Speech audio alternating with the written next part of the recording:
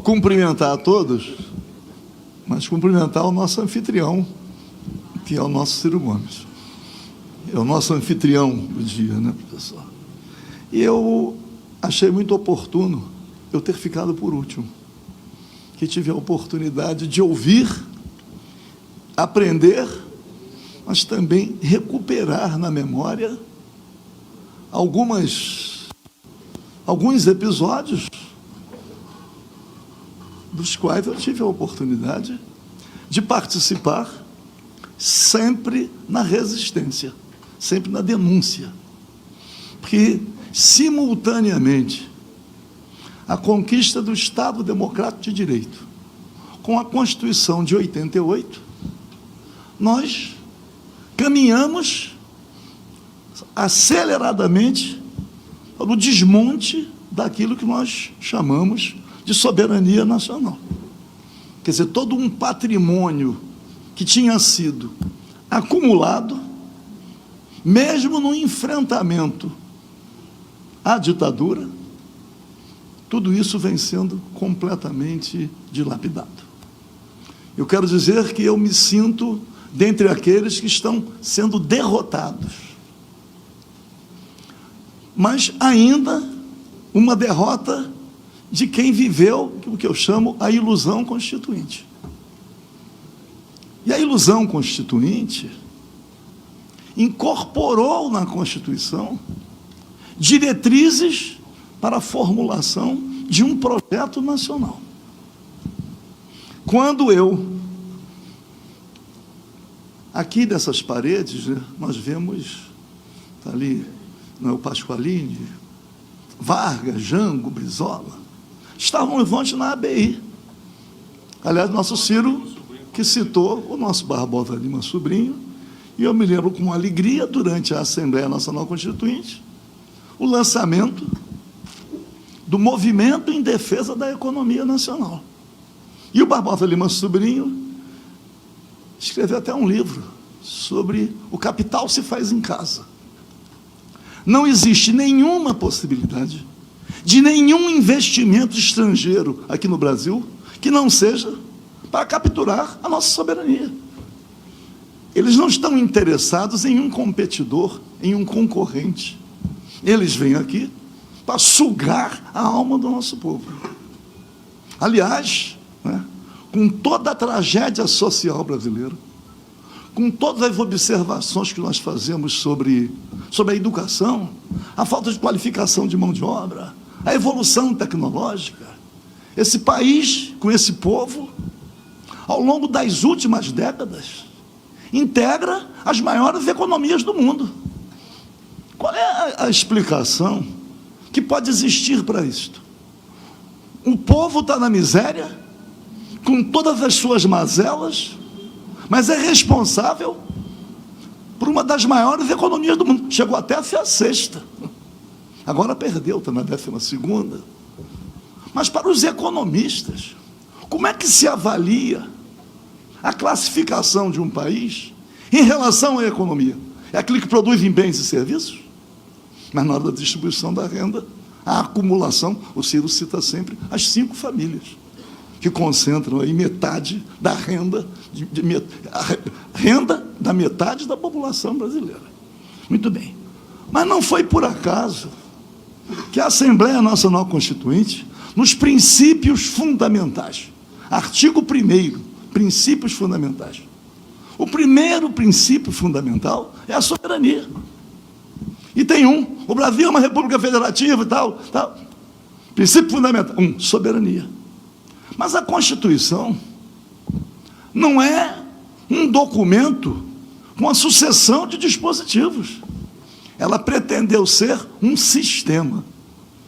E se a soberania era o princípio fundamental, quais os dispositivos na Constituição que sustentavam a soberania? É o monopólio estatal do petróleo.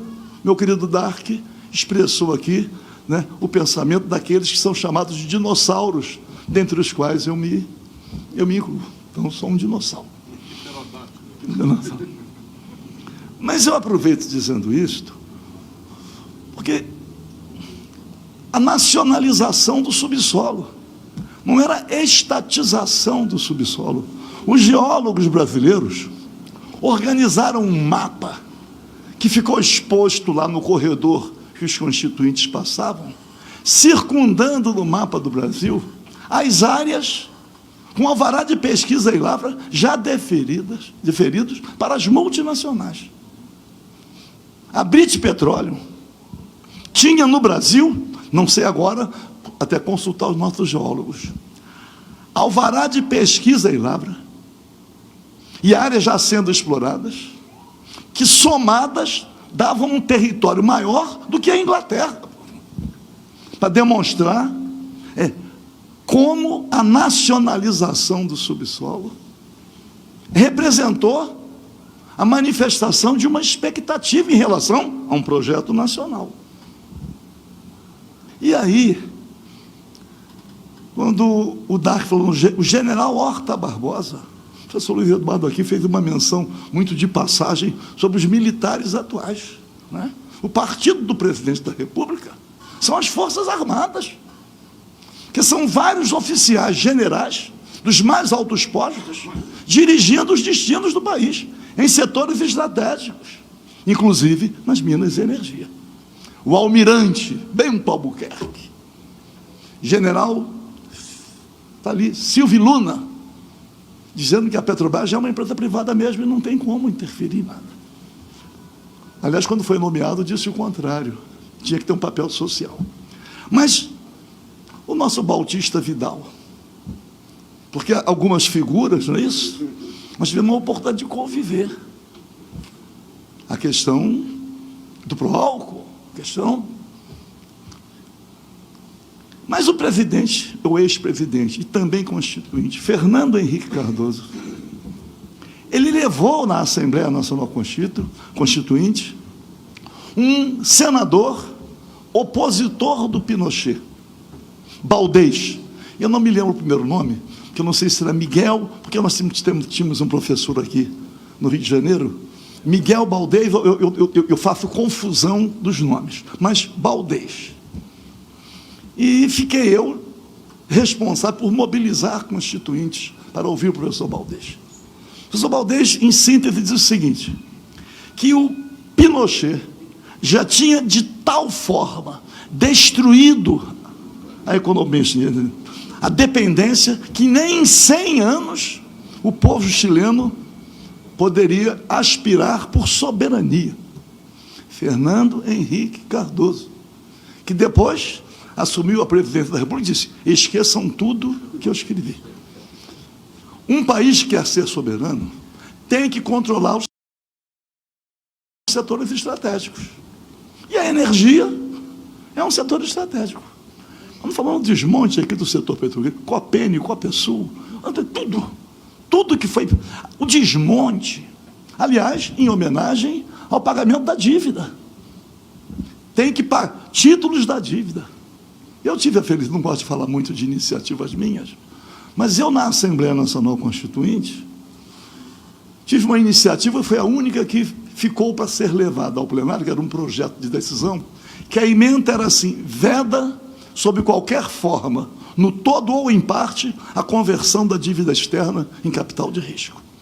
Porque as privatizações, porque Sarney um pouco, Collor e Itamar, privatizaram tudo que puderam, que não tinha proteção constitucional. Todo o setor petroquímico, setor siderúrgico, foi privatizando tudo. Se olhar tudo que já foi privatizado, o que falta, talvez represente, salvo a Petrobras, uma parcela menor. Mas o desmonte foi muito grande. Questão do gás, porque nós temos uma empresa que agora está aí com protagonismo de sempre, mas agora muito maior que a Shell. A Shell, Cosan, Raizen, são aí, é o tripé que está conduzindo o modelo de desenvolvimento, né? Aliás, com as regras desse mercado não tem salvação. São os juros, o câmbio, a inflação. Se correr o bicho pega, se ficar o bicho come. O que eu estou querendo concluir é para dizer, a transição exige uma luta permanente, e agora, que tem que ser fortalecida, para salvar o que resta da Petrobras, para impedir a privatização da Eletrobras, com seu centro de pesquisa, o CPEL. Porque diz que o Brasil não investe em pesquisa. Os setores estratégicos são recursos sempre públicos. Então, realmente, a transição de uma fonte de energia leva muito tempo. Eu nem acredito em 30 anos, não, professor. Eu penso que ainda vai ser muito mais. Mas tudo vai sendo conduzido por aqueles que têm soberania, que têm o poder político na mão, que eles conduzem a transição de acordo com os interesses deles. E o Brasil está capturado. Mais ainda nesse momento, porque a Petrobras foi jogada diante da opinião pública para criar um grande descrédito, não só em relação à própria Petrobras, mas em relação ao papel do Estado na economia. E nós precisamos, e o enfrentamento é difícil, porque o discurso moralista é um discurso que tem apelo popular. O povo quer retidão em todas as coisas, especialmente a partir dos entes públicos. Então, eu penso que o único caminho do momento, além de compreender, ouvir os especialistas, hoje aqui ouvimos muita coisa que normalmente não se ouve nos debates na televisão, que eles só convidam aqueles que têm... Aliás, hoje até na TV, por acaso, na TV Jovem Pan, o nome do professor da Universidade, da PUC de São Paulo, Grazi, o nome do professor da PUC de São Paulo, Rubens, até me surpreendeu, porque teve uma posição completamente esclarecedora sobre o preço. Por que eles aliás, nem falei da Shell, que eu ia falar. Quando houve a construção do gasoduto Brasil-Bolívia, não só a Associação dos Engenheiros da Petrobras, Maranhão estava aqui, lutando, dizendo, o Brasil não precisa criar essa nova fonte de dependência. O Brasil dispõe de gás, mas os acordos que o Brasil fez não foi com o governo boliviano, foi com a Shell. A Shell controlava o gás boliviano. Veio lá o índio, que depois nacionalizou tudo. Então, o que me leva a concluir é que a própria Petrobras já vinha se especializando para essa transição. A Petrobras vinha criando instrumentos, porque a Petrobras, como também a Eletrobras, a Eletrobras foi sendo também privatizada no sentido do crescimento, as novas linhas de transmissão, as coisas. Por quê? Porque é preciso a força política. Se não tiver sustentação popular, dificilmente avança. Inclusive, aqui foi dito, seguinte, nós temos que compreender as limitações. Nós não podemos, de forma alguma, imaginar que fazer uma mudança de modelo seja como apertar, apagar e acender a luz. Agora, se tiver sustentação popular, não estamos diante de um processo revolucionário, seria até o ideal, que estivéssemos diante de um processo revolucionário. Mas não estamos diante dele, porque a manipulação da informação é muito grande, muito grande. Para encerrar, vou contar só mais um caso, que fica assim, não é Savaia, Rubens Savaia. Mas, para encerrar, eu estou falando que ia contar um caso, mas não é um caso, porque nós vivemos politicamente de golpe em golpe, Não foi por acaso que o primeiro presidente da República, eleito pelo voto popular, depois de promulgada a Constituição de 88, o senhor Collor de Mello, o caçador de Marajás, um discurso moralista. Como é que um quadro desconhecido do país vem com um discurso que contrariava frontalmente aquilo que pregava a Constituição? Ele pregava o Estado mínimo, quanto menos Estado, mais saúde, mais educação, mais segurança. Não há nenhuma dúvida, assim como o presidente da República, atual, Bolsonaro, com ameaças golpistas, tem o partido dele, que são as Forças Armadas, e quero manifestar respeito aos poucos militares que ainda conheço, que não concordam com essa condução. partido do senhor Fernando Collor de Mello foi do Sistema Globo. Se transformou num partido político e mudou o curso da história. Elegeu o caçador de Marajás. Então, nesse momento, o desafio está aí. Nós conhecemos a história, sabemos aquilo que interessa ao país, sabemos que está hoje em curso, não interessa ao país, sabemos o que causou essa fatalidade histórica. O Castro Alves, no Navio Negreiro, fala: fatalidade atroz que a mente esmaga. É a situação que nós estamos vivendo hoje no nosso país, não é? Então, a solução passa pela política. Então, nós temos que enfrentar, denunciar, esclarecer, mas temos que lutar para conquistar o poder político na perspectiva de um projeto nacional.